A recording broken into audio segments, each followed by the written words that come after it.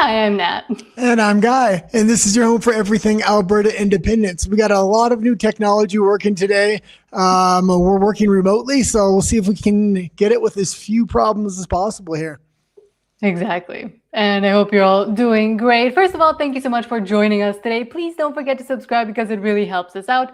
We try to read most, if not all of your comments live. Let's see if that works today. But we prioritize super chats and pause the whole show for those. And we have memberships. Thank you so much to all our members. And now let me see.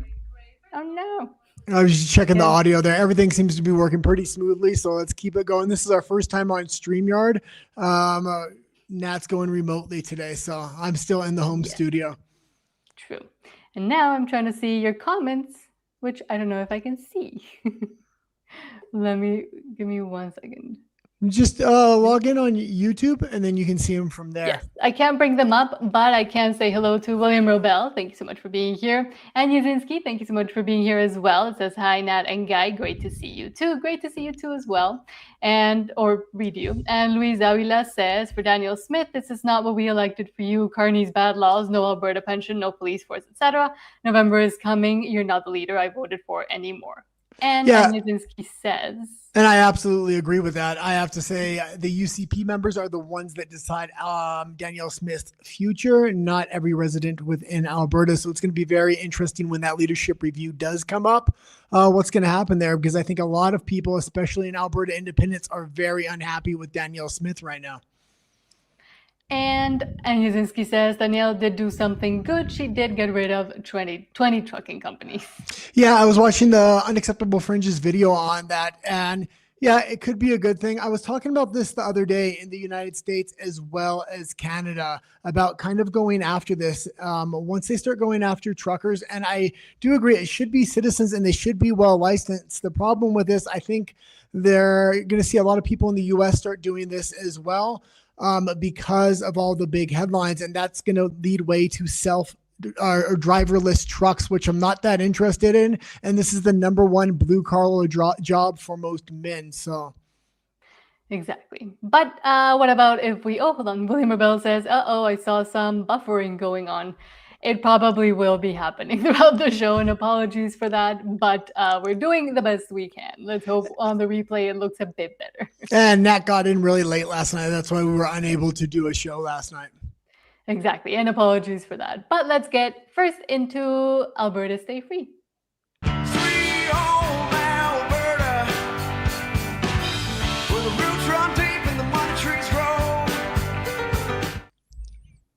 Well, absolutely fantastic. It worked.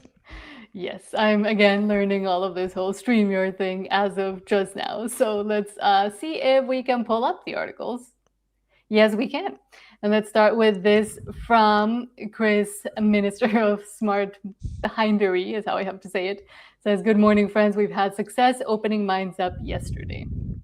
Yeah, and this was absolutely fantastic. We'll play the clip, but these are the kind of conversations we need to have is long dialogue conversations where hopefully we can plant the seeds and over time people's minds will change.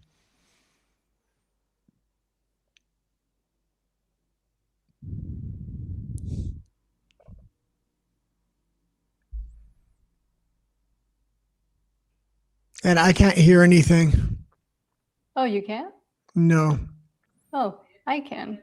Hold on. I think this happened when we were attempting to try it out as well. Let me check if I can fix it. Let me try again. Apologies for that. Let's see. Yeah, it says share audio. No, there was no audio on the YouTube stream anyway, so the audience wasn't hearing it either, I think. So okay. I can hear you.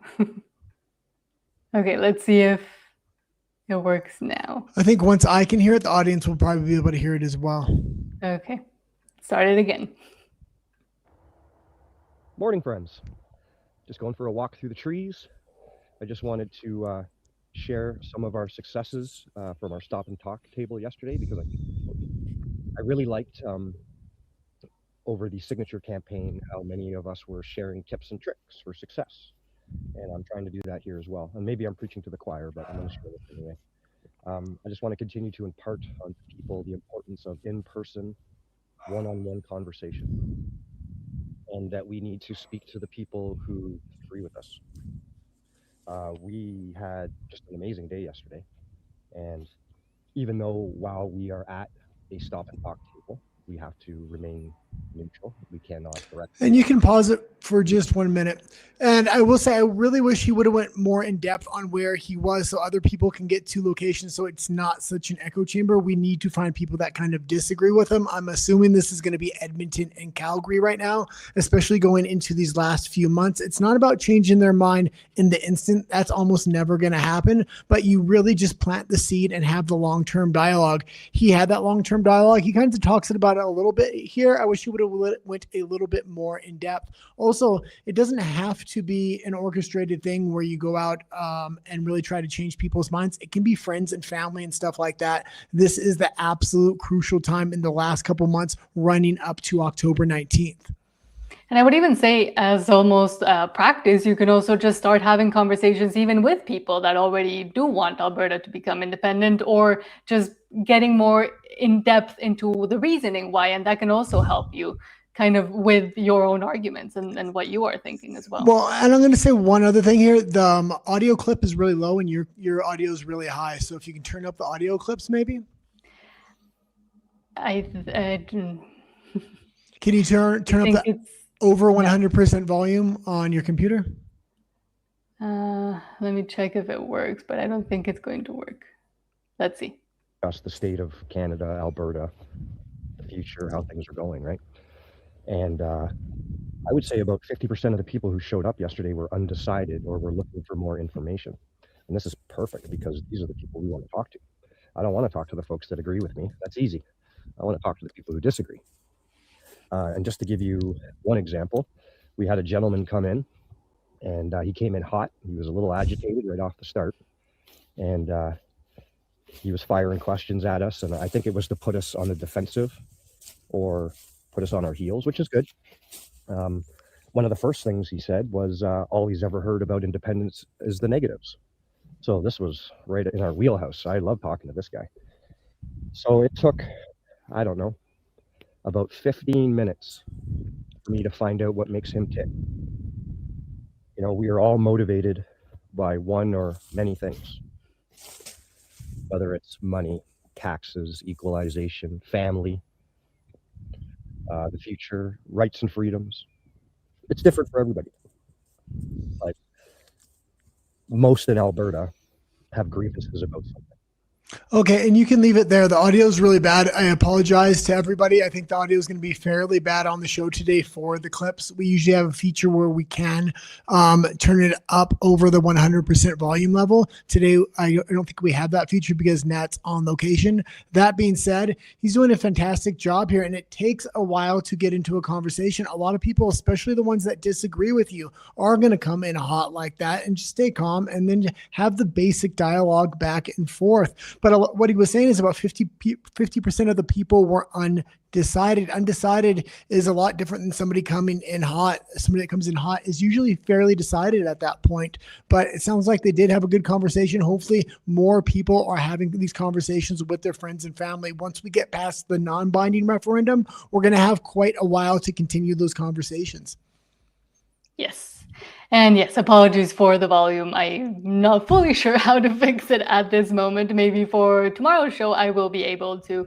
And for some reason, my chat keeps connecting and disconnecting. I hope it's not buffering issues and everybody can see pretty clearly.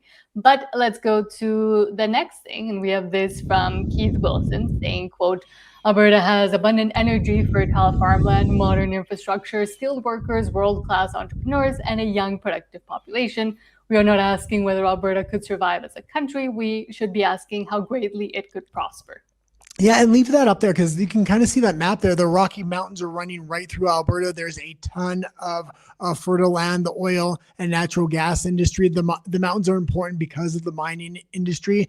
The only other province that probably has as many natural resources, well, there's probably two. That's British Columbia as well as Saskatchewan, but different kinds of natural resources they have. But their industries are far less developed than Alberta. Alberta has the most developed natural resource sector because they have the refinement capability and a lot of other capabilities there as well. Alberta really does have everything it needs. The only thing it would need once it becomes its independent, an independent nation is a good and firm trading partner. Right now, it already has that with the United States.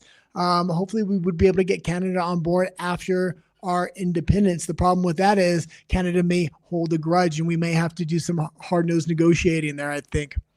And let's also not forget that with the U.S., for example, there's already plans of the U.S. saying that they want to build a pipeline directly from Alberta to the U.S. So the evidence of that potential good trading partner is already there, basically.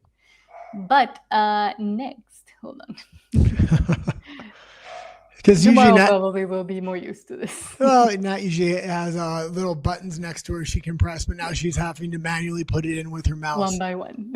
But next, Krisen Age Kute says, quote, consultation cannot be meaningful if First Nations are invited only to discuss how a predetermined project will proceed. The Union of British Columbia and Indian Chiefs says, because the First Nations in BC now call on Carney and Smith to halt any advancing West Coast pipeline as expected, I would say. Well, and this is a freaking MOU. Nothing's actually signed here. There is no shovels in the ground, and Alberta's already retroactively paying taxes, and you're already seeing the First Nations step up to block this thing. David Eby stepping up to block this thing. Alberta tribes trying to block this thing as well.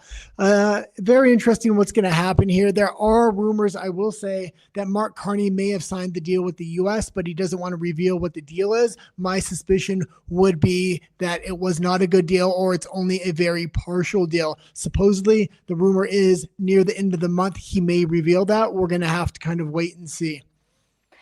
And again, we also know that probably Danielle Smith hasn't been fully just working for Alberta, but also now trying to achieve those deals, and that sovereign Alberta within a united Canada, or an independent Alberta within a united Canada, which makes no sense either, because then things like this happen.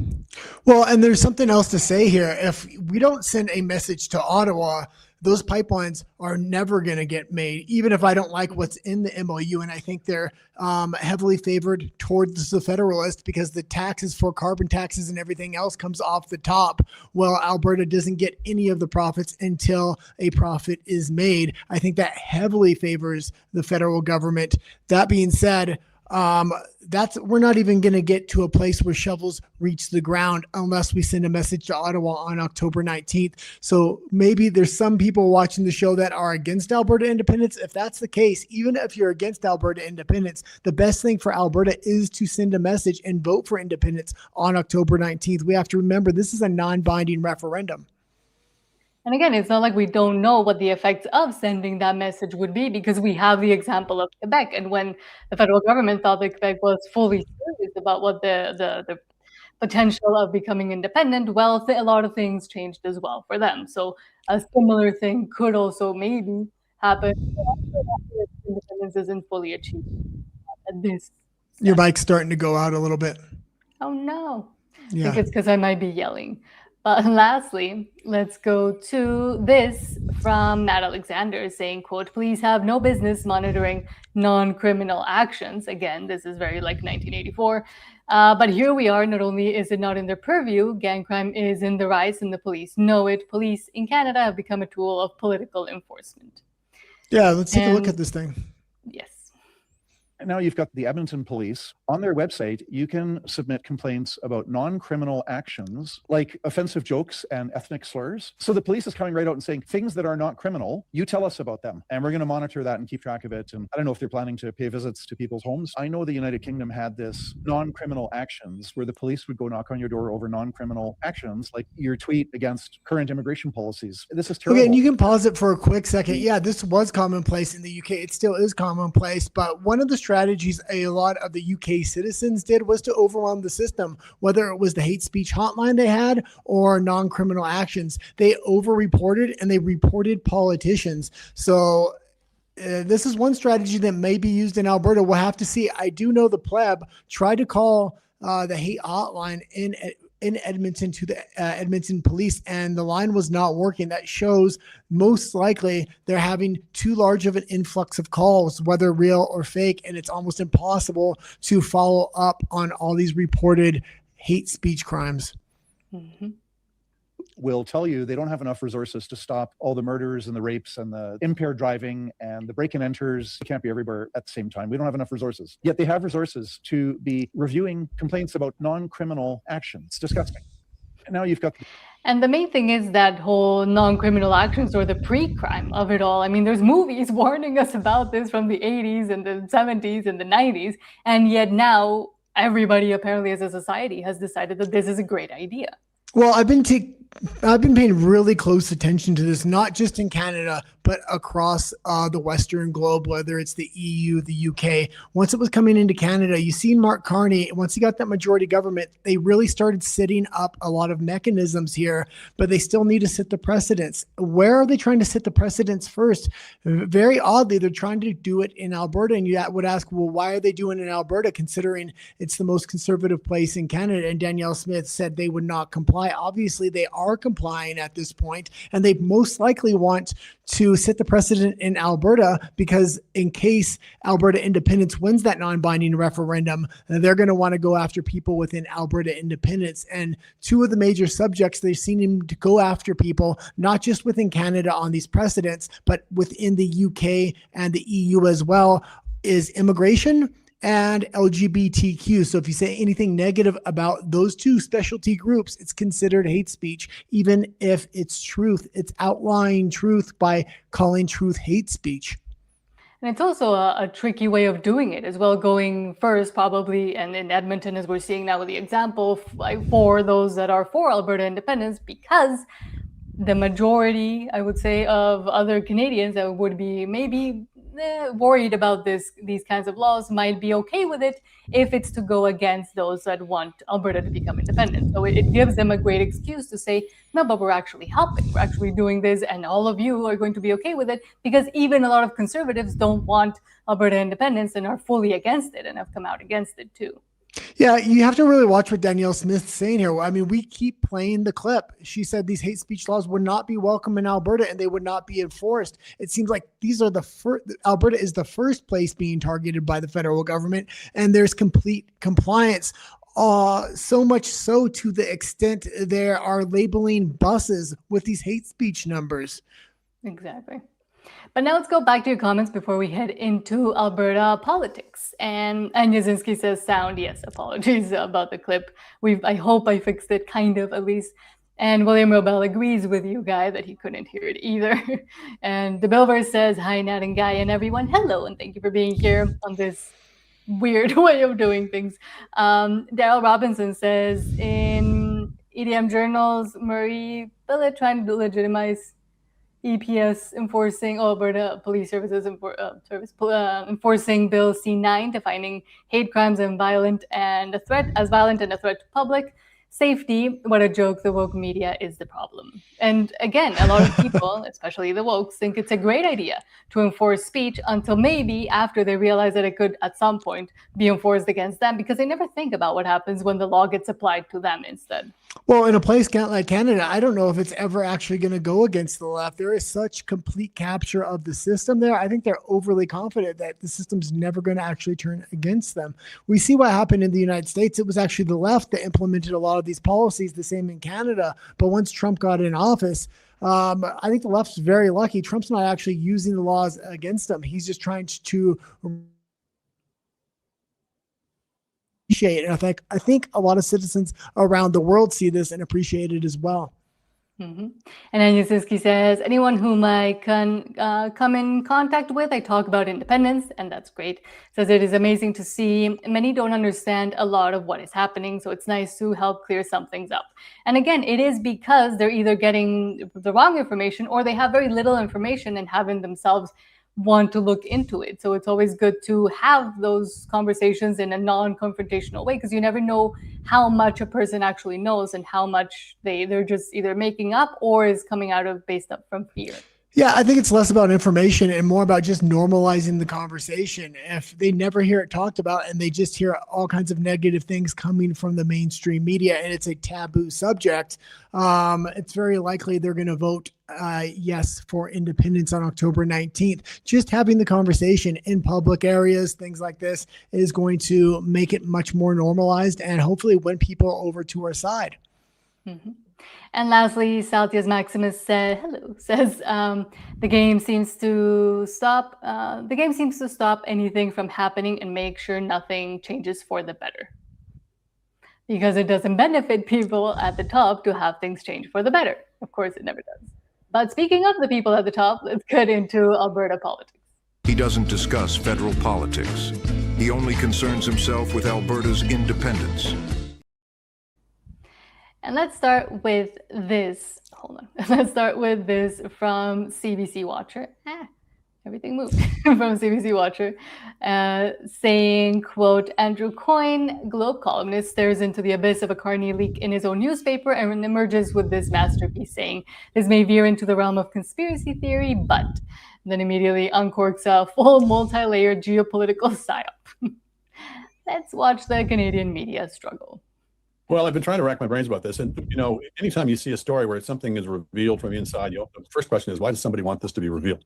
So the fact that there's this story now in the Globe about how we're about to make all these concessions, you start to wonder. And so this may veer into the realm of conspiracy theory, but could one reason be you leak that you're going to make concessions so as to firm up Canadian public opinion against the concessions? Maybe you want to show the Americans I actually don't have a lot of room. And you can pause it for a minute. And sorry for the audio on this clip. This was actually the clip itself and not our show. That being said, what I was thinking before the rumor was leaked that Carney may have some kind of deal that's going to be released at the end of the month was Donald Trump isn't going to go for any deal. That's what I was presuming until I hear that there is a deal. I'm really not going to believe it. That being said, we'll have to see at the end of the month. I'm kind of hesitant to talk right now about what is the deal, what isn't the deal. It's kind of up in the air. Are they leaking stories that they did get some kind of deal?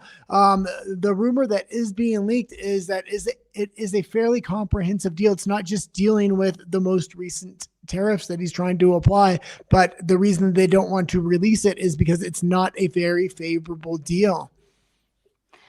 Let's continue on his multi-layered geopolitical psyop. These concessions, look at the reaction I'm getting from my Canadian public. I can't necessarily do that. So that's one possibility. Second possibility is you're setting up the talks to fail, but you want to look like you're the ones who were prepared to go the extra mile. You were being reasonable. You were making concessions, and it was only because of the intransigence and then irrationality of the other side that you weren't able to come to a deal. So there may be an effort there.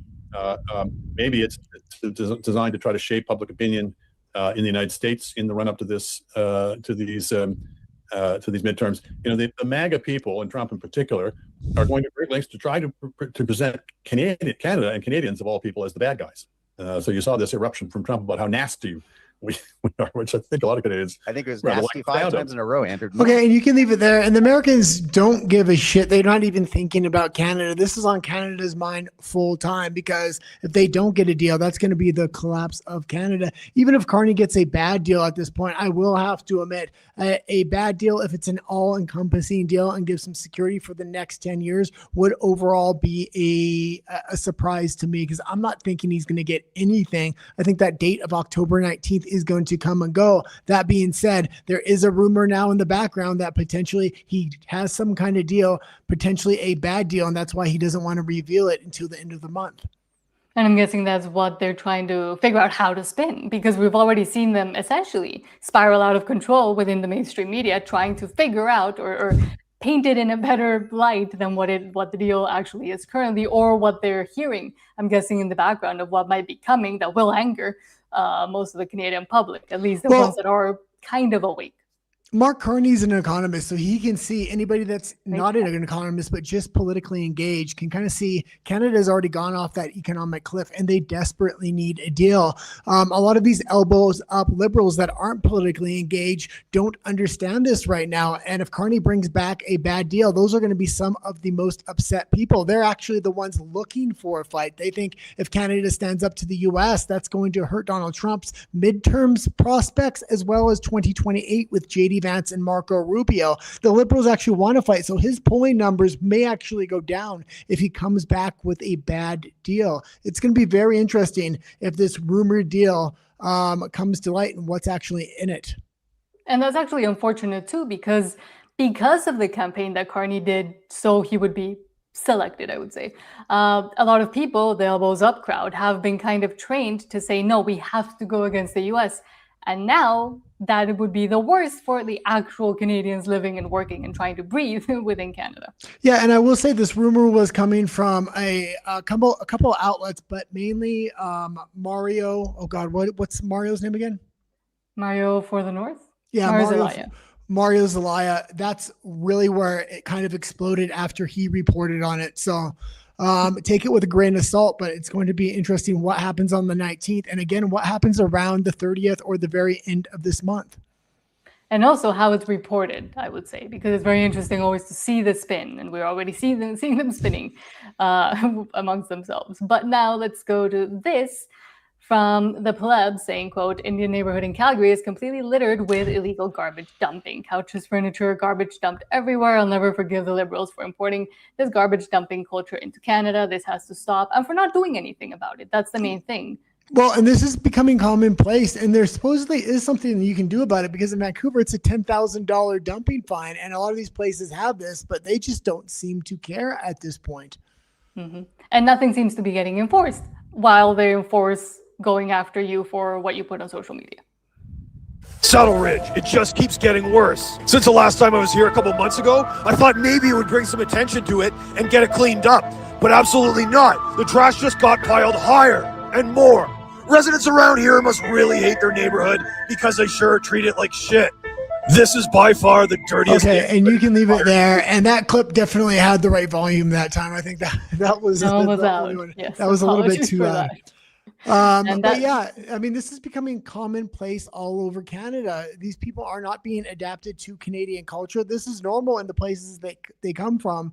And you could have somebody integrated into the society if we would just allow immigration at a much, much slower pace. But when it's happening at the pace that it's happening, there really is no integration of a lot of these other societies. In Canadian society itself, they're currently trying to erase the history by pulling down statues, renaming streets, and everything else.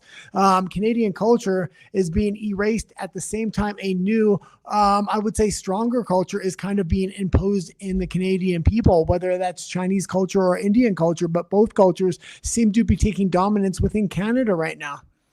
But I would even say there's not much desire to actually enforce the rules, because there is a rule against dumping. And again, at least I know the context in Vancouver, but I know within all Canadian cities, there must be some sort of rule against dumping. It's the lack of enforcement, and maybe wondering and asking ourselves, where does that lack of enforcement come from? Is it from the police being scared of actually enforcing the rules because they'll be called X, Y, Z?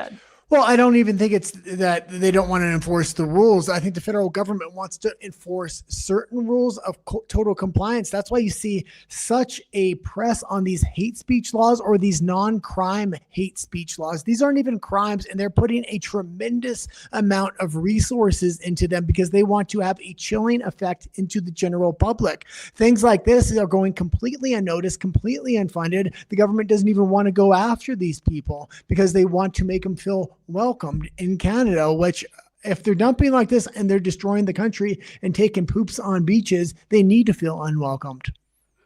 Exactly. But everybody has become way too scared to say anything about it. But next and lastly, as one of you was mentioning a bit earlier, Juno News says, quote, Alberta is hammering rogue truckers, booting 20 carriers off its road and issuing 443 penalties in an escalating safety crackdown. Yeah, absolutely. Something needs to be done about this, but this almost seemed inorganic the way it first popped up in the United States. Eventually, it came to Canada as well. There are a ton of incidents. I'm almost thinking this has to be organized the way these licenses were given out. Maybe they want all these safety violations on the road, so now they can go after these people, say we have a lack of truck drivers, but we have self-driving trucks. I almost think that's the next step. A lot of people will call that a conspiracy theory. But for a long time, one of the big benefits of self-driving cars were the self-driving pickup truck, self-driving semi-trucks. And this is the number one job for blue-collar workers, for men within the United States and Canada are driving jobs just like this. This is step one, and everybody's going to cheer it on, and I'm actually cheering it on as well. But the solution is not self-driving semi-trucks or local delivery trucks. And similar to the notion that maybe the whole, we need, for example, in the US, voter ID might lead to them being able to implement, because of the desire of a lot of people and people who would initially be against it, things like digital ID. Same with the self-driving vehicles. While everybody's now complaining that there's so many accidents and that there's not enough checks behind who's actually driving these massive trucks and causing a lot of the accidents, well, now let's get people clamoring for self-driving vehicles that will take away the jobs of the people, all the people, instead of just the ones that were doing it wrong. And it might not actually happen. But that being said, I always throw the grain of salt when we talk about stories like this, when we talk about illegals voting, because maybe they're presenting a problem so they can have the solution of digital ID. Or when it comes to self-driving trucks, was this problem intentionally created so they can have the solution of bringing in self-driving trucks? There are a ton of different stories where it's almost like the government creates the problem and they're going to come with the solution. And the solution very often is taking people's freedoms away from them through bringing in a digital currency, a digital ID, or a self-driving truck in this case. That being said, I like the first step of going after these people. I'm just hoping the next step is not self-driving trucks. Well, I'm from the government and I'm here to help. But now let's go back to your comments and then we'll head into Alberta Personalities. We're going quickly today. William Robel says, so what is the over-under on when Canada becomes a vassal state of my country, the USA? Well, Canada's already a synthetic vassal state of Britain. So if America wants it, it's going to have to pry it out of Britain's dying hands here. And I think a lot of Albertans already realize this. And this is why we want to fight for our independence. We don't want to be the 51st state. What we want is to be our free and independent country and be a equal and fair trading partner with the United States. We want zero tariff trade with the United States, unlike Canada. The way we view Donald Trump, the way we view the Americans is much different than the rest of Canada. Alberta and both Saskatchewan are the most conservative places within Canada. And William Rebel continues saying, well said, Guy, I'm MAGA and I don't think about Canada. Alberta, sure. Canada? Well, I don't even think most people think about Alberta. Most people don't know anything about Canada. I grew up half of my life in the United States, but I was born in Canada. When I would tell people in the United States, well, I was from Canada, they would ask me with a straight face, did I used to live in an igloo? That's what they think of Canada. They don't know anything. And it's not a hit on them because they have an internalized economy. They don't have to worry about Canada quite as much. It's not going to be any sweat off their back if the relationship with Canada does go awry or Donald Trump has to play a hardball in order to get them in line. True. And Anyazinski says, would Trump reveal it before Carney? I mean, he could do it strategically to be like, haha, see, he can't actually do anything. Yeah, and it was really Mario Celaya and a couple little other content creators. So I'm unaware what this is actually going to be. Is it a full trade deal? If it is, it's going to be surprising. I'm going to be really interested in what's in it. If it's just to kind of fin off the new 50% tariffs, that's also going to be interesting because what Mark Carney was actually putting up in order to have Donald Trump not put the most recent 50% tariff on was 4 different violations that Canada was using within the USMCA. And he's saying, okay, we'll no longer make those violations if you'll take your 50% tariff down. I don't think that's any real negotiating power. I almost feel like that's a slap in the face to the US. Mm-hmm. And next, hold on. William Robel says, Guy, do you actually think that Canada can even get a quote-unquote good deal, or any deal at this point? Any deal that Carney agrees to will be a French-style capitulation at this point. Yeah, like the way the Mexicans have gone about things, I fully expect them to get a good deal. And the things that the Mexicans don't like about that deal are actually things that are strengthening the country immensely. The military cooperation going after organized crime is not something the president of Mexico wanted to do, but it's massively helping out here in Mexico, as well as a lot of other things. That being said, I don't expect what Mark Carney's doing. He's literally waiting for the last week before October 19th because he's scared of the new tariffs that are coming in, trying to cut some massive deal. You have no leverage at that point. The Mexicans have constantly come throughout the last year. They're on their 4th round of talks now. Everything seems to have been going smoothly. At this point, I think if Canada announces a deal, shortly after that, Mexico will announce a deal as well. And it's going to be favorite country status for Mexico at that point. I don't think the Canadians and Mark Carney handled this in any kind of fashion that can be patted on the back. Mm-hmm. And Celtics Maximus says, I hope it's Ontario and BC companies getting booted. Well, it's very interesting when you look, it almost looks like very targeted attacks from the U.S. administration. They've kind of left Saskatchewan and Alberta alone for the most part, mainly going after BC, Ottawa, and Quebec industries, which I don't mind at all because that's where a lot of the monopolies happen. That's where a lot of the corruption is. Yeah, I'll kind of leave it at that. Jacqueline Littler says, one wonders if it isn't enforced, the dumping, is because they want people to get angry so they can declare an emergency act. Conspiracy? I mean, I think it would have to get a lot dirtier, but I mean, it's easier to do. Well, I love going down conspiracy rabbit holes. One of the big conspiracy rabbit holes I went down, and I think it's the only way for Mark Carney to actually use the Emergencies Act in Canada outside of a jibby-jab pandemic style operation, would be if Donald Trump actually canceled the USMCA. He could use that as to trigger the Emergencies Act and really start nationalizing companies, giving out loans in exchange for percentages of these manufacturing businesses to the federal government. This would usher in the era of socialism and communism. That being said, it looks like potentially there's some kind of deal coming in the next couple of weeks, so we'll have to wait and see what it is.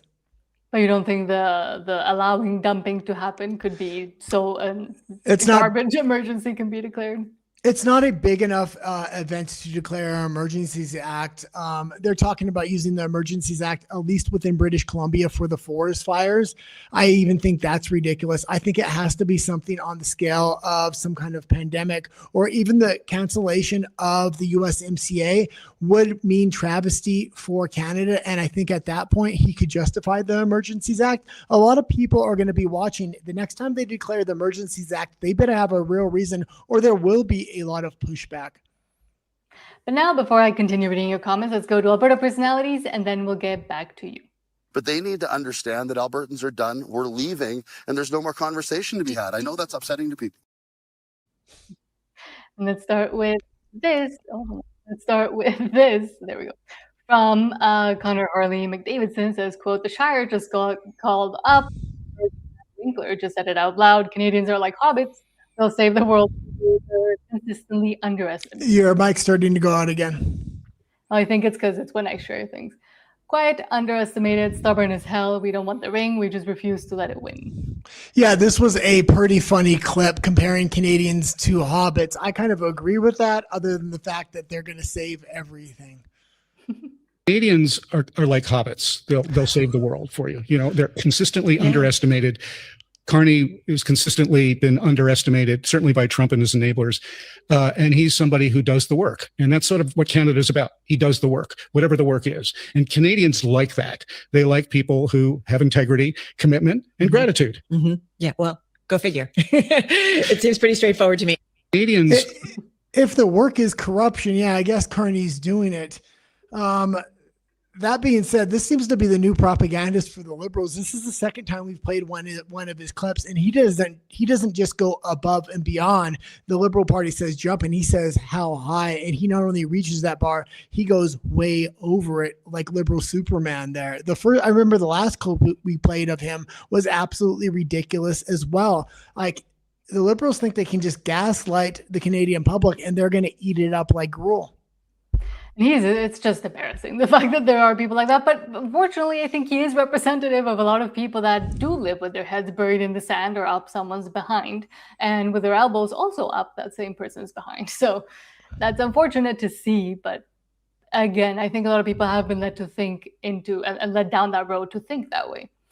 But Kirk Lubimov says, quote, on August 6th, David Eby and leadership didn't think they need to declare a state of emergency from the wildfires. There were already fires completely out of control, expanding fast, and communities burned down. And then on August 8th, just 2 days later, they did declare a state of emergency. How are they so behind on this and don't have data prediction? Because apparently they also can't predict that if you leave a lot of tinder and don't do any kind of forest management, it's going to go up in flames. They also can't predict that, apparently. Well, and the Canadian government dumping glyphosate all over the forest are just making these forests ready to spark. It's almost like it's intentional at this point in Canada. If they want to do something about these forest fires, declaring a state of emergencies once they've already happened isn't the way to go. What they need to be doing is major clear cutting, selling that lumber, using that money in order to do other things like forest management. And again, it happens every year. We know it's going to happen, but it's a surprise every time. If conditions require us to do that, we will not hesitate to use those authorities. We're advised that as of this moment that I'm speaking to you, that is not required. But we have some very challenging weeks coming up, I'm told, by the BC Wildfire Service. And so if it is required for us to be able to use certain authorities under a declaration of provincial emergency, we will do that. If conditions. Yeah, and I don't like the normalization of using the Emergencies Act in any way, shape, or form. All of your constitutional rights go out the window once that happens. And if they can get people normalized to this Emergencies Act, they can use it for lesser and lesser things until they're declaring the Emergencies Act for Indians dumping furniture on the side of the road or something like that. Well, but just a quick clarification. A state of emergency is very different from declaring the Emergencies Act. The state of emergency is always declared when there's forest fires, but it does allow them to impose more restrictions on people being able to go into the forest. And we already saw someone fighting against this when they decided that, yes, because we declared a state of emergency because of the forest fires, now nobody can use a forest in case something sparks, although they did allow a gay wedding for some reason. Well, yeah, I do. You know what I seen there's a lot of Mexican firefighters going up to British Columbia. I was looking at the Mexican news today, and very interesting. Yeah, we always help, even though not fully. But now, lastly, Western Standard says, quote, Randy was against the Constitution from the beginning. He knew it was only going to make Western alienation worse. Do you agree? And let's watch. Well, oh, sorry. One thing I'll kind of say here before we even start is Canada doesn't have a real constitution. They can take away your constitutional rights by declaring the Emergencies Act at any point in time they want. Do you really have rights if the Canadian government can take it away at any point? It's not a real constitution. And there's also a really easy way of thinking, oh, there's a notwithstanding clause where they can kind of change also a notwithstanding X, Y, Z. Wanted to explain to him that I was against the Constitution because, and we talked about this in the last episode, that we were moving to a codfied Constitution from a non-codified Constitution. It was going to mean judicial supremacy. It was going to mean centralization of power. It was going to mean that my aspirations of solving Western alienation were over because it was going to become static. Evolution goes out the window. And I understood that a codified Constitution creates an organic state. And so that organic state has mind of its own, it has an aspiration of its own, it is separate and distinct from the people. And what we were leaving was what's called a mechanical form of government, which is it's a mechanical way of parties' different interests. They come together, they figure out a way to live together and plan to go forward, and they make laws to accommodate that. So we were moving into this organic state. And I didn't want to do that. The United States is probably the most successful nation state in the world, but it is an organic state. It has a life and existence that is separate and distinct. And part of that, the separate entity, is the bureaucracy around it. So the bureaucracy for us, what was once the civil service, is now just a bureaucracy. And saw in mandates under COVID, bureaucracy, and this is what Brian Peckford complained about. bureaucracy has a life of its own, and it rules over the people. It's not responsible to the people; it rules over them. And once you have so much bureaucracy, especially when the bureaucracy all seems to be working together, yes, you have some kind of controlled dialectic where somebody's always opposing it, but there's no real power there. It seems like the Canadian government is driving one way, whether that's with speech rights, freedom of movement, bodily autonomy. You can go into all these things. And it seems like the federal government wants total control. And this is why they're taking away power and sovereignty away from provinces and putting it in the federal government's hands. True. But now let's go back to your comments. I hear my dog. I miss girl. Our dog. But let's go back to your comments. Saltius Maximus says, at least the new Alberta license says if you're a citizen. Interesting. I didn't know that. That would be useful, actually. Yeah, but you also have to ask, well, what is that for? It almost seems like non-citizens have more rights than citizens at this point. So when it says citizens, when it said citizen on there, if it doesn't say citizen, maybe you actually have more rights if it doesn't say citizen, which is ridiculous to think about. But that's the state of Canada right now. You come in and you declare refugee status, you're getting tens of thousands of dollars. You're getting laundry service. You're getting mental health service. I mean, you're getting dental service, medical service at a standard Canadian citizens don't even get it at. Maybe it's a better thing for it not to say citizen on the driver's license at this point. Next, Daryl Robinson says, rumor on a deal for USMCA. President Trump got everything he asked for. Dairy cartel gone, removal of energy restriction, and selling booze. That one is President Trump poking Canada in the ribs again. Oh, that one is President Trump poking. Yeah, and we have heard about this rumor, and I'm wondering if it's all encompassing, meaning is it a permanent deal, or is it just revolving around the most recent negotiations they had about the dairy cartels, about the booze in exchange to take down that 50% tariff? If that's the case, that is a total loss for Mark Carney. But if it is an all-encompassing deal, and Mark Carney gave up the dairy cartels and gave up these other things, but it's more of a permanent deal for the next 10 or 15 years, I would actually consider that a win for Mark Carney. I'll have to wait and see what the deal actually consists of at this point, though. He's going to have to give up a lot. He's going to have to give up a lot for a long-term deal, but he shouldn't be making these micro deals to resist 150% tariff. He needs to negotiate the whole thing at once. This is exactly what I said from the beginning. Although I don't like Mark Carney and the general state of Canada's in today, I will say, I don't mind Mark Carney making a bad deal as long as it gives some security for the next 10 or 15 years. And Yazinski says, yeah to the crews from Mexico for sending, or yay to the crews from Mexico sending fighters to combat the fires. And now they're also sending the topos. I don't know how to say that. The moles, that's what they're called, which is a special service. They're all volunteers. So that since the earthquake of 81 in Mexico City, they kind of go rescue people after earthquakes, and they're going to Colombia now as well, because there was a huge earthquake in Colombia yesterday as well. Well, Mark Carney's absolutely broken the back of the Mexican government, and he did it in quick fashion, which was fantastic, because now Mexico is headed in the right direction, even though they're controlled by a highly... Huh?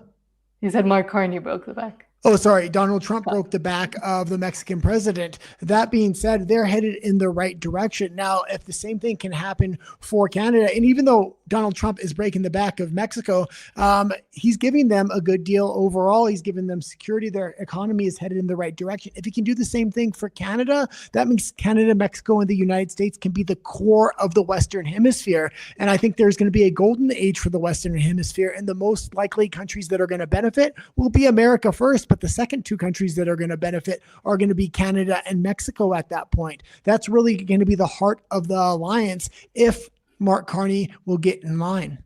And what's crazy to think is, why wouldn't they want to do that? Mexico because there's enough corruption that they don't want that to come out. But with Canada, the question is, why don't they want that to happen? William Rebel says, the thing about what's happening in Canada isn't being confined to BC, Ontario, and Quebec. While the companies are leaving those provinces to come here, the USA, Alberta hasn't gone unscathed either. No, true.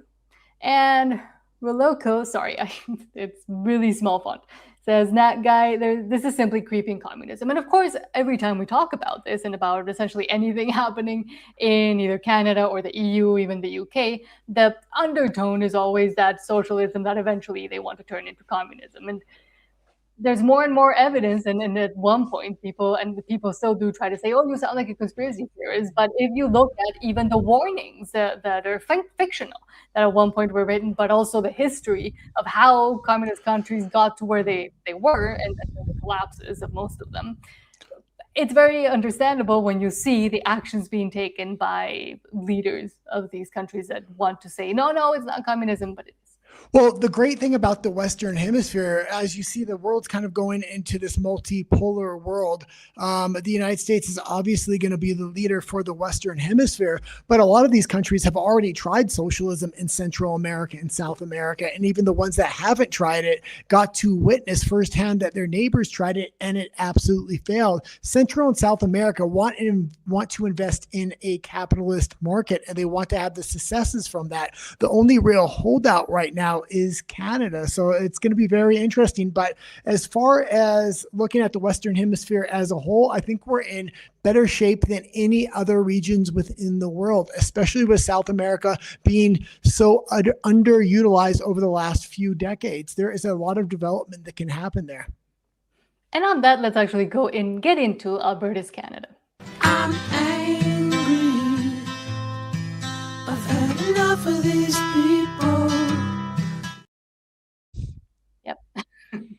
We can never listen to when we play the clips, but now that we're using StreamYard, it kind of plays it for us. So that's cool. But let's start with this from RMC86 saying, quote, this was Scott Reed on CTV News the day that 50% tariffs were announced 3 weeks ago. Reed was not only horrifically wrong in his predictions and advice, as most of them are, but the TDS is off the charts. He's clueless that the US trade rep Jameson Greer has been planning the tariff for months and makes it all about Trump, as they always do. And if they stop focusing so much on Trump, on what they and what Canada actually has or hasn't done, then maybe things could be done. But let's play it. Don't give an inch. Don't give an inch. This is a ridiculous move on the part of the United States. And if it has to come to it, 2 days from now, it could all be gone. We know sometimes Trump, he just moves on to the next issue. I think that he's angry about the situation he's in. He's angry about the polling numbers that he has. He finds grievance in everything, and he thinks that it is in his political interest to double down on tariffs. I don't watch much Canadian media, but for a while I did, and I loved all the pundits who came on and started talking about and explaining American politics and explaining Donald Trump. Kind of sit back and say, they're clueless. They don't understand American politics. And they certainly do not understand. They do not understand Donald Trump. Don't give an inch. Well, they not only don't understand American politics, they don't seem to understand world politics. And Donald Trump does. He has a greater plan for the world. This is why you're seeing so much pushback against the globalists in these other countries right now. And it really is emerging that the Western Hemisphere could have a golden age if we can just follow that leadership. Mexico had the same strategy Canada did. A lot of people forget it because it was so short-lived. It lasted for about a month. Then they wised up and they kept their mouths shut and they got in line with the strategy. And Mexico is getting massive benefits from this. So even though they resisted in the beginning, in the end, it's going to benefit them immensely. I just wish Mark Carney would wake up at this point. I don't know if his globalist masters are going to let him do that. And it's a lot easier for all these pundits because he's saying, oh, they don't understand American politics, they don't understand Trump, and all they do is blame him and the US for everything that goes wrong in Canada, is because that's the expedited, easy way to do it. The American media does basically the exact same thing, but on a different tone, but just blaming everything without fully explaining it to people. And then people just continue with that idea in their heads. That's how the elbows up was even useful at one point. But next, hold on. Ryan Gertison says, quote, I really find this booze ban such a strange hill to die on. Not lifting it without a doubt, just continue to push the people in Ontario and across Canada who were affected by the tariffs. The US can hold out much longer than us. It hasn't helped anything. It's actually caused more harm. Well, this is crazy. Canada wants an absolute booze ban on all booze coming in from the United States. Donald Trump's threatening a 50% tariff, which seems to be 50% more reasonable. That being said, it's going to hurt Canada 1,000 times more than their booze ban is going to hurt the Americans because the size of the market that's happening here. What specifically do you want to hear before you'll greenlight allowing American booze back on Ontario shelves? Well, I don't want to get into too many hypothetical situations, but I will say this, and I was out earlier this week saying our resolve is firm to keep U.S. liquor off the shelves until we see the details of a comprehensive deal. We didn't start this trade conflict. It was in response to tariffs that were put on by the United States, including the Section 232 tariffs. And pause it. These are impacting.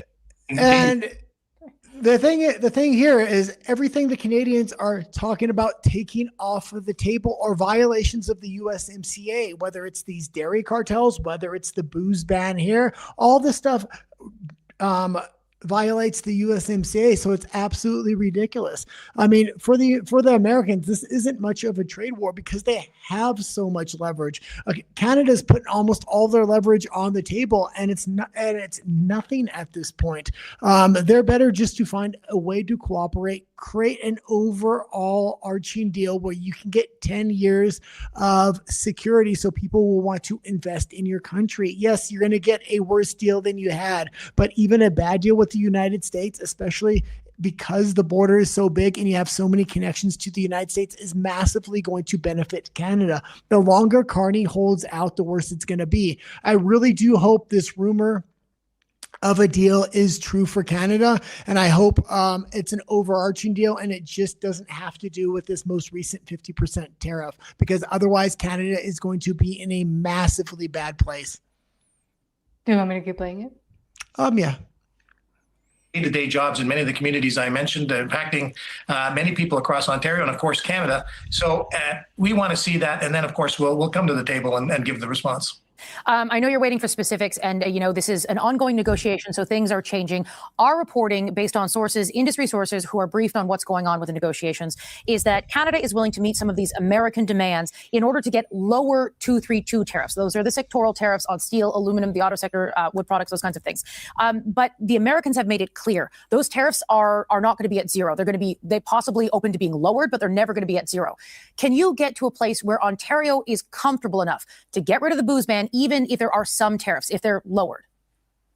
Well, again, hypothetical, conditional, and I'm not at the table, so and there's many aspects to a deal. But what I will say is what everybody wants on both sides of the border. It's in both sides of our country's interest to have certainty. And if the deal makes sense, then everything's on the table. But it has to work for Canadians. It has to work for that worker in Oshawa. Has to work for that worker in Brampton and Sault Ste. Marie and Hamilton. And pause it again. And I highly doubt it's going to, we can leave the clip there. I highly doubt it's going to work for those workers in Ottawa and Quebec and those industries. What America wants, the Western Canada has. That's Alberta, Saskatchewan, and British Columbia, with mining natural gas, potash, basically natural resources. What I will say is I'm very negative on Mark Carney. I don't like Mark Carney. A lot of other channels don't either. But if he's able to get an overarching deal at the end of this month and not just revolving around these 50% tariffs, even if it's a bad deal, I'll give him some credit, because he didn't go to the table for a year and now he's coming all at once. I'm highly skeptical there's going to be an overarching deal coming at the end of this month. I understand that's the rumor. But I will give him some credit if that's what ends up happening. I highly doubt it at this point, though. That will be very hard for me to do. But next, Vesper says, quote, "Imagine this. Our first ethics commissioner looked at Justin Trudeau's bribery scandal and said penalties aren't necessary. Why? Because everyone makes mistakes. Now realize it's not imaginary. It's just Canada." Yeah, and this is like, when she says this, what you're about to see, this is absolutely unacceptable and ridiculous, especially when you have somebody like Mark Carney coming in after him, which is 10 times more corrupt, 10 times smarter about the way he's doing the corruption. If there was no punishment for Justin Trudeau, what makes you think anything's going to happen to Mark Carney? It's not. And this is the reason why. It's not a criminal case. It's a civil sort of level case, and I don't think it's necessary to have penalties. Why not? Because I think it's the publicity is bad enough.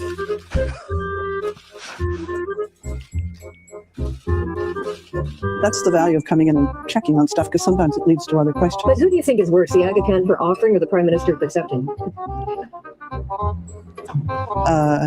Probably not the Aga Khan, because he's not under our. Do you think that the Prime Minister should repay some of the cost of this trip, similar to if he'd accepted a gift and that turned out to be wrong? I wouldn't come down with that suggestion. Why not? Because it's not my bailiwick. Do you think it was a big deal that Prime Minister Trudeau was found to have violated the Conflict of Interest Act? Yeah, I think it's a tough thing. A tough thing, or for who? Well, it's just unfortunate. For who? For him. For him, for us, for everything. But I mean, it happens. People make mistakes. And this is the person supposed to be implementing the consequences for Trudeau at the time. And there's nothing going to happen to him. Nothing's going to happen to Carney. We're living in an upside down world here. This is absolutely ridiculous. People make mistakes. The publicity, well, that's bad enough for him. No, it's not bad enough for him. I want to see Justin Trudeau locked in jail. And if Mark Carney continues on the same path, I wouldn't mind seeing him being his cellmate.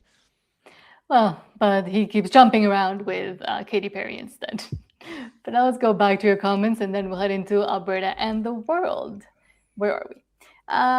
Locature, hello, thank you for being here. Says, I am visiting Montreal from Alberta, and everyone I spoke with is absolutely clueless about the facts concerning Alberta. They really don't believe Alberta can go. They say Trump caused their issue. Because of course, that's the only response that exists in Canadian discourse, especially political discourse, but just in general. Look, Trump's not the bad man here. I mean, the Mexicans said the same thing at the beginning of this deal, and then they got on board, and it's been nothing but good things for the Mexicans. Trump's making them do things that they wouldn't reform in their own culture, whether that was organized crime, a lot of the economy, and a lot of the other moving parts when it deals with other countries in Central and South America. Trump's forcing the hard decisions that the government couldn't do for themselves onto the country, and it's having a massive benefit for Mexico right now. I think Canada would overall be the same. Mm-hmm. And William Abel says, I'm American and I would still buy Canadian booze because I'm not a petty moron. There's a lot of those here. And again, the trips to the USA are down, which is actually not true, but that was in news that was reported. And buying of American imports into Canada allegedly is also down. It's not, but that's the headlines that they like to bring up. Well, it's very interesting. The American said he would still buy Canadian booze, and Americans typically believe in the free market, and so does Donald Trump. That's why he's not banning all Canadian booze. What he's saying is a 50% tariff. If you still want to buy it, you can. He's going to let the market kind of decide there. And in exchange, and when you look at it from the opposite angle, Canada is just outright taking the booze off the shelf. They don't want the market to decide. It reeks of communism in a way. They want to control the market. And Yazinski says, hopefully someday Carney will have to pay for his wrongdoing to Canada in one way or another. Mm-hmm. I mean, if Fauci's still kind of just half being like he's being revealed to the world that still believed him, but there's people that still are behind him. So I don't think these people ever do actually pay. But DeBilber says, and nothing will happen to Carney. Exactly. It's the same as nothing will happen to Fauci or anybody that actually has had any negative influence in the world. Yeah, and we do apologize about the audio today. We're doing the show remotely. I'm still at our home studio, but Nat is remote right now, and we're doing everything through StreamYard for the first time. Yes. But now let's go into Alberta and the world.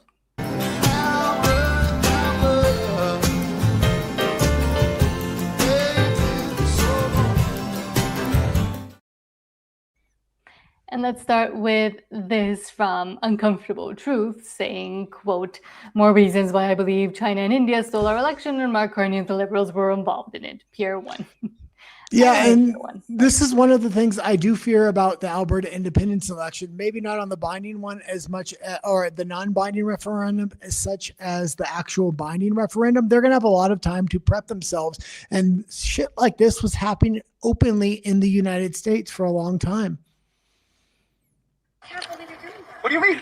I don't understand. I want to understand why these are just sitting on the street. How you took them into a taxi and you guys could just fill out anything you want to put them in the box? Is this a normal election? Is this how elections are run? This is a complete fraud.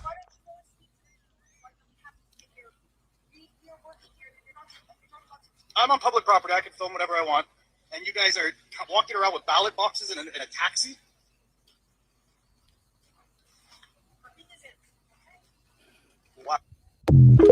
And yeah, it's absolutely crazy. This is part of the reason we want people from Alberta Independence to apply for the jobs as ballot counters and things like this, and poll watchers. We want to make sure this is a free and fair election so we can respect the results.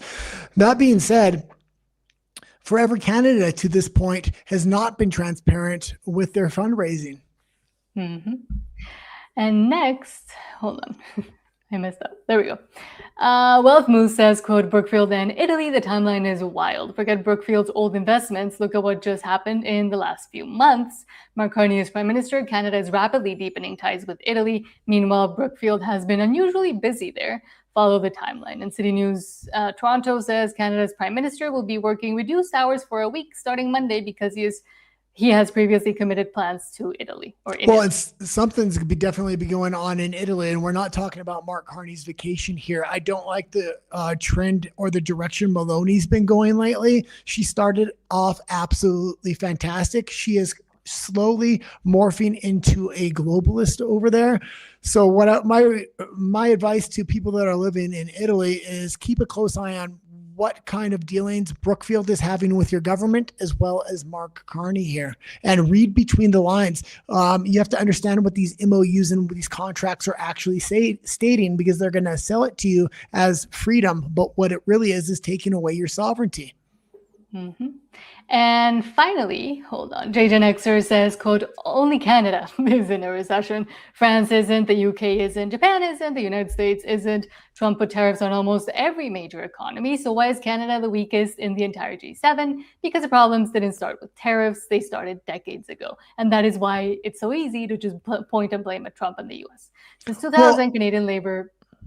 Well, and they're trying to point out a few things in the Canadian economy that they're claiming are being absolutely fantastic. The exact things they're pointing out, like foreign investment, there's over $300 billion of investment that's been rejected by the Canadians at this point. That's number one. Number two, the $100 billion that have come in, half of that is to buy Canadian companies outright by foreign investors, not new investment. They're hollowing out the Canadian economy in front of your eyes, and they're calling it good for Canada. It's absolutely the opposite. Since 2000, Canadian labor productivity has grown at 0.8% a year. The U.S. grew at 1.9%. In 2002, Canadian businesses produced 83% of what American ones did per hour. By 2019, it was 73%. Today, we're barely over 60%. The gap didn't close, it got bigger. Productivity is just the engine. Tariffs were just the hill. A weak engine struggles, a strong one barely notices. Higher productivity means higher wages. Okay, and we can go on and we can go on to the clip. I didn't actually need you to read the whole thing. They're going to say most of it within the clip.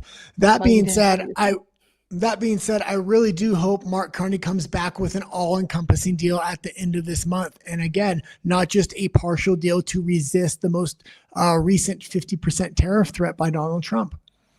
France is not in a recession. The United Kingdom is not in a recession. Japan is not in a recession. The United States is not in a recession. Only Canada is in a recession. But wait a second. The U.S. didn't only put tariffs on Canada. Almost every major economy has faced tariffs from Trump. I love tariffs. They're my favorite word in the dictionary, tariff. So why has Canada's economy been the weakest in the entire G7 then? Well, let's look at the receipts. Here's the first clue. Canada's economy has stalled while the others have grown. Canada's problems didn't start with just tariffs. It started decades ago. Since the year 2000, Canadian labor has only grown on average about 0.8% a year, whereas the United States has grown at 1.9% per year, more than twice as fast. Here, think of productivity like horsepower. One truck has a 200 horsepower engine. The other has 400 horsepower. Now, they can both drive down the same highway until they hit a hill. Now, the stronger engine barely even notices. The weaker engine struggles up the hill. Tariffs were the hill, productivity is the engine. In 2002, Canadian businesses produced about 83% as much output per hour as American businesses. Now, that's pretty good, but in 2019, it fell to about 73%. And today, in 2026, we're barely over 60% output. The gap didn't close, it got bigger. Now, why does that even matter? Because productivity drives almost everything. Higher productivity means businesses can afford to pay higher wages to their employees because the company's making more money. When businesses make more money, governments collect more tax revenue without having to raise taxes. And when businesses are doing well and governments are collecting more money, economies become much better at handling shocks like tariffs. So yes, tariffs absolutely hurt Canada, but tariffs didn't create Canada's economic problems. They just exposed them. And that's also why they're so angry why they want to use it to blame the real problems on just Trump. Well, one other thing I'll kind of say here is I think Mark Carney does want to hurt Donald Trump, but he's most likely to get the best deal right now. Why? Because the midterms are coming up. If there is a deal between Donald Trump and Canada, it's really the most leverage Carney is going to have, because the Americans are willing to do business right now, because it would have a massive boom into the American economy, and it would help Trump in the midterms. So as much as I think Trump wants to hand it to Carney, if he was ever going to make a deal, it would be before the midterms. If Carney continues to hold out and doesn't want to do business and wants to try to put at least a little bit of hurt on the Americans going into the midterms, it's going to end up really bad after the midterms, because after the midterms, Trump's still going to be in office. He's not trying to get reelected, and he's going to make Canada pay for that. So this rumor of a tariff deal, it could be possible. I know the Americans would want to do the deal before the midterms. But now let's go back to your comments, and then that's it. Hold on, where are we? Lutsko says Alberta. And there'll be no RUMBLE today, just because of we're doing a remote stream today. Exactly. Lutsko says Alberta is still selling American alcohol products, for now at least. And Yazinski says, one can only hope one day reckoning will come. Yeah, but again, usually the people at the top are pretty much protected all the way till the end. Well, again, if Mark Carney is smart and he actually wants to save the Canadian economy and he's not listening to his global masters, the most likely time to make a deal where the Americans are going to want to make one is before the midterms, especially because they're having trouble negotiating into what's going in Iran. They want to get a victory somewhere, and they want to help the American economy out to kind of balance that out right now. And Canadian Spider-Man says, hello to you, Nat and the guy. Hello, and thank you for being here. And Bilber says, that's good. Alberta did keep USA liquor on the shelves. And again, for now, we'll see if Danielle Smith completely capitulates. Yeah, we'll have to kind of see what happens, because she was talking about taking it off the shelves of certain liquor stores within Alberta as well. Exactly. But thank you so much for joining us today. And I think that will be it. Don't forget to subscribe before we end. Again, we're not heading to RUMBLE because we couldn't figure it out. Because it's remote, and also the stories for RUMBLE we can do here on YouTube, unfortunately. But we will see you tomorrow. Again, time might change, but I will try to put some sort of announcement beforehand on X and on the posts here on the channel. And tomorrow we'll be doing our American Politics show. We're starting to rotate them now. We really want to try to help the Republicans get both the House and the Senate, and help J.D. Vance going out into 2028. Because if the binding referendum in Alberta does take longer, we're going to need somebody after Trump that will recognize Alberta as an independent country. The most likely populist candidate to do so would be J.D. Vance at this point. Adios. Thank you so much, and we will see you tomorrow.